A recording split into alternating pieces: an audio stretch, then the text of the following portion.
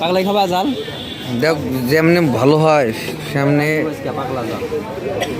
Hello guys, দেখুন আমরা এখন আছি ঢাকা সায়দাবাস টার্মিনালে।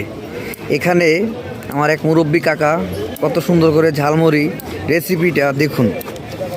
বোম্বাই মরিচ দিতে আছে প্রথমে, বোম্বাই মরিচ লেবু দিয়ে সব ধরনের ময় মশলা দিয়ে দেখুন কত সুন্দর করে ঝালমুড়ি বানাচ্ছে।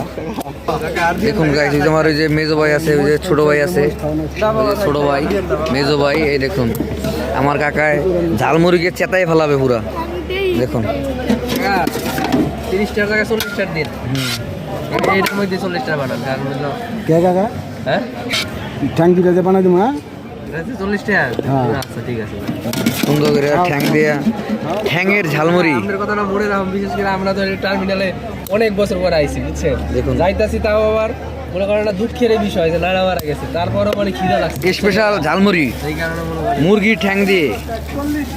দেখুন 40 টাকা ঝালমুড়ি খেতেছি। হ্যাঁ, কাকারা এই যে সাজাবাদ এই জায়গা আসে। সবাই কাকারে চিনে রাখবেন, কাকার হাতের স্পেশাল ঝালমুড়ি খাবেন মুরগির ঠ্যাং দিয়ে। দেখুন মুরগি দিয়া হ্যাঁ, মুরগি দিয়া ঠ্যাং দিয়া স্পেশাল। কাকা কত বছর ধরে ঝালমুড়ি বিক্রি করতেছেন কাকা বলেন? আমি অল্প বেশি দিন, এই টার্মিনালে কত বছর ধরে আছেন? আমি বেশি দিন অল্প দিন। আর বাচ্চারা নাকি বাচ্চাদেরই আছো? সারবো না না দেখুন স্পেশাল ঝালমুড়ি ইতিমধ্যে হয়ে গেছে। দেখুন দেখুন এই যে আমরা ঝালমুড়ি খেতেছি। ওটা যাও যাও যাও ভাই ভাই।